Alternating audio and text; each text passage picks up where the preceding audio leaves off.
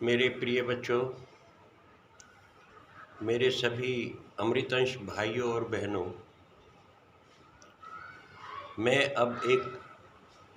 जब मैं गुरुजी से मिला, कर्नल साहब से, तो मैं मिलके उनके घर से विदाई ले चुका था। लेकिन मेरे मन में एक जिज्ञासा थी, एक चाह थी कि मैं गुरुजी से ये जो कुंडलिनी खोलने वाली बात है, इस कुंडलिनी को खोलने की ये भी बात करूं कि भगवान गुरुदेव ये कुंडली कैसे खोली जाती है। तो मैं इस बात के लिए भी जो ना, मैं मकान से दोबारा उठा, वहाँ से बाहर से वापस आया और मकान से आया हुआ बाहर जो ना फिर दोबारा अंदर गया तो गुरुजी वहीं बैठे हुए थे। मैंने उनसे कहा, मैं कहा गुरुजी, मेरे मन में एक जिज्ञासा है, अगर आप बुरा ना माने तो। कहने लगा, बोलो क्या जिज्ञासा है। मैं कहा गुरुजी, ये कुंडलिनी को खोलते कैसे हैं?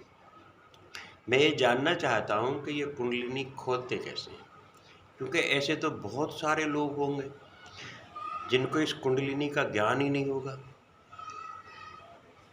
तो वो कहने लगे, हाँ रामवीर, ऐसे बहुत सारे हैं। कई बार तो साधु संतों को भी, या जो दूसरे लोग होते हैं जो अच्छी भक्ति करते हैं, जो अच्छा भजन करते हैं, उनको भी इस बात का ज्ञान नहीं होता कि कुंडलिनी क्या होती है और कुंडलिनी खोली कैसे जाती है। मैं तुम्हें अवश्य बताऊंगा ये, या तो आज बैठ जाओ मेरे पास या जब आप कहें। मैंने कहा गुरुजी आज ही बता दीजिए।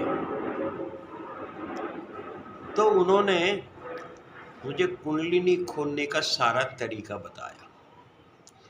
बहुत सिंपल था, बहुत सादा था। मुझे अपनी ध्यान अवस्था में बिठाया उन्होंने, और खुद भी वो नीचे ही मुझे बिठाया उन्होंने, और फिर स्वयं को भी नीचे ही बैठे, क्योंकि वो खड़े होने में मुझे ऐसा लग रहा था जैसे असमर्थ। लेकिन फिर भी वो बैठा के मुझे समझा के, थोड़ा बहुत जो कुछ उन्होंने समझाया था कि अपना ध्यान कहाँ लगाना है, अपने मंत्र का 11 बार या 21 बार आपने जाप करना है, और फिर जाप करते करते ही बेशक छोड़ देना, लेकिन अपने ध्यान को यहाँ पे कंसंट्रेट करना, अपनी भृगुटी के ऊपर अपने ध्यान को लगाना, और आपने कुछ नहीं करना, बिल्कुल सहज आसन में बैठेंगे आप। आपका सहज बहुत आसन और सरल हो। उन्होंने कहा मेरे से कि तुम अपना ध्यान लगाने के बाद अपनी आंखें खोल लेना और तुम मेरी क्रियाएं देखते रहना, मैं क्या क्या करता हूँ, कहाँ कहाँ मेरे हाथ जाते हैं। मैंने कहा ठीक है गुरुजी।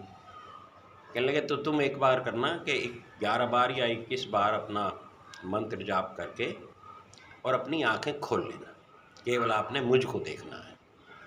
मैंने कहा ठीक है जी। तो उन्होंने जिस जिस तरीके से जो क्रियाएं की वो मैं देख रहा था,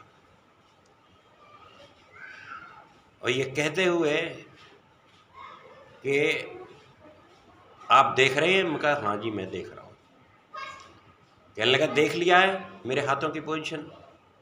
मैं कहा हाँ जी देख ली, लेकिन पिछले हाथ का पता नहीं लग रहा कि पिछला हाथ भी एग्जैक्टली वही है मेरा जहाँ मेरा अगला हाथ आपको नज़र आ रहा है, उसकी बैक साइड में मेरा पिछला हाथ है।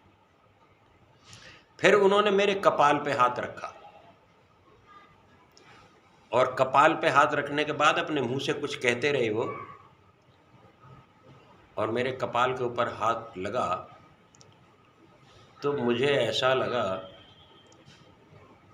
जैसे मेरे ऊपर से, जैसे अनार नहीं होता जो हम ब्याह शादियों में चलाते हैं, ऐसे अनार की तरह वो निकल रही हैं, फुहारे निकल रहे हैं अनार की तरह।